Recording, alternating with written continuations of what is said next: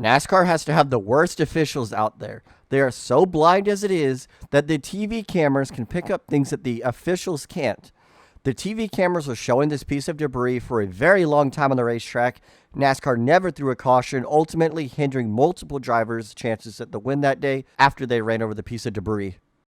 That's definitely unfortunate. Oh, we got some. Oh, man. Big piece of debris. That might be where that flat tire came from. Might be another one right here at the end. Final lap of the stage, they might try to get to it. But that's a big piece of debris. Yeah, it looked like a piece of insulation from the headers that probably came off. And fortunately for us, it's on the last lap of the stage. And fortunately for Christopher Bell, he went around it because he's running right against the wall. So Christopher Bell is going to come off at turn 4. Oh, I think he got it that time. Oh, he did get it. 3 or 4 guys got it there. What is that? I don't know what that is, but that damage right below the grill there is huge. And here's that piece of debris that we saw. Yeah, that's a pretty off heavy the wall piece. right into his car. Look at that. Oh, I mean, what do you... Gee. Coming off of turn 2 on the final lap at the Texas race in 2024, William Byron drives straight through Ross Chastain like he wasn't even there. Parts of me believes Byron is blind after this. He just ran right at the back of the one car, sending him sideways and ruining a great finish for Ross Chastain. Kozlowski turns the one. Byron into the wall. Yellow. It's over. Chase Elliott's your winner, folks. He is back. Oh, big win for them guys. I think Chastain got high. Yeah, what happened? He got high and had to lift. Yeah. And I just don't think that the 24 car expected. Watch how fast he's catching him right there. It's just, at that point, you can't react that fast. I'm not so sure how many cars I can count that were actually involved in this accident, but I'd say most of these drivers need glasses. There were so many cars involved in this accident after the end of the 2017 Martinsville race. Coming off of turn number 4, Denny Hamlin spins Ryan Blaney and multiple cars crashing behind them without even hitting the brakes. It's almost like this happened. Oh, it did happen again. Made the 7 of Allgaier on the inside. Green. Allgaier's going to win at Martinsville. And they wreck on the front stretch. Big contact. It's like the 18 of Busch is loose on corner exit. You see the car wiggle around and move around a lot. Right now, he's got a little momentum. Again, to the bottom of the racetrack. Under 5 laps to go. Kyle Busch hooks the left side. He takes the lead there into the wall. Kyle Busch into the wall. All the way up to the wall, and the caution comes out. He collects the 3 of Ty Dillon. Racing hard for the lead at Bristol, Kyle Busch and Brad Keselowski. We've seen that. Never mind. We've seen that before, I think. Kyle Busch clears himself off of Brad Keselowski just as he's done before. I think this time Kyle Busch definitely needs glasses. Because one time, understandable. A second time, really, come on. Kyle Busch wrecks himself off of Brad Keselowski's nose, battling hard for the win at Bristol in the Xfinity Series. Busch's car would go sliding up against the outside wall, ending his shot at the victory.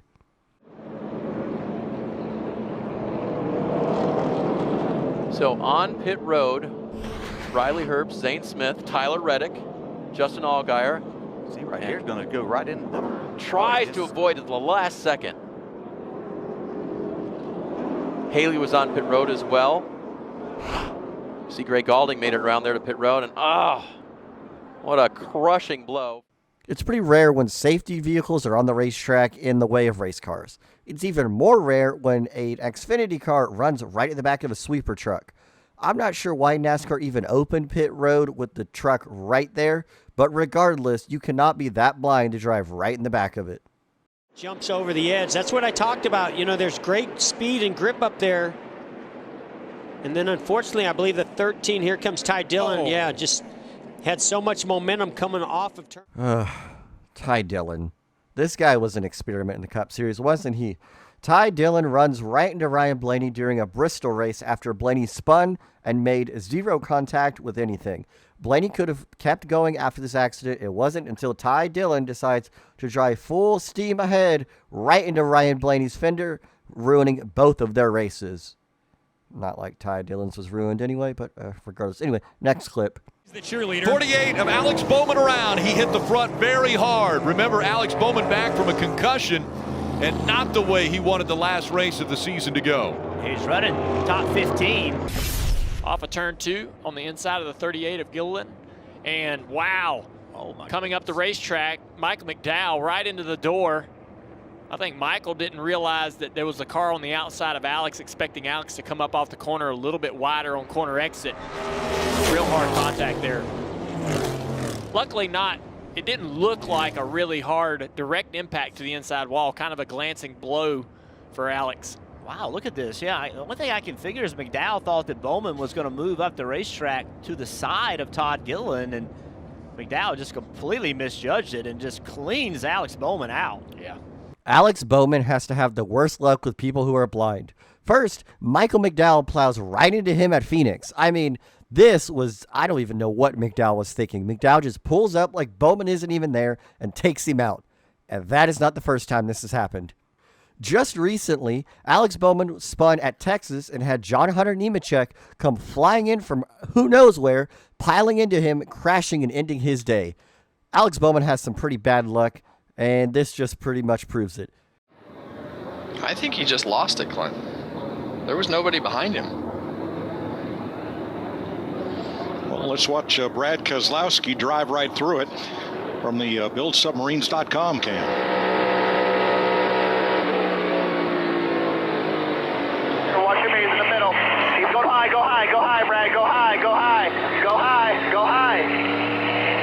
That bump in turns 3 and 4, you have to, depends on your car as to how you have to go over that bump. But if the car is not pointed, ooh, see John Hunter come across the nose of Alex Bowman. I think Bowman got checked up, as you said, it stacked up behind him. He got checked up and ran over from behind, and here come Nemechek sliding in later. This is on board the 48. Ally Cam. Easy right to the track. Hang on. Big damage to that car.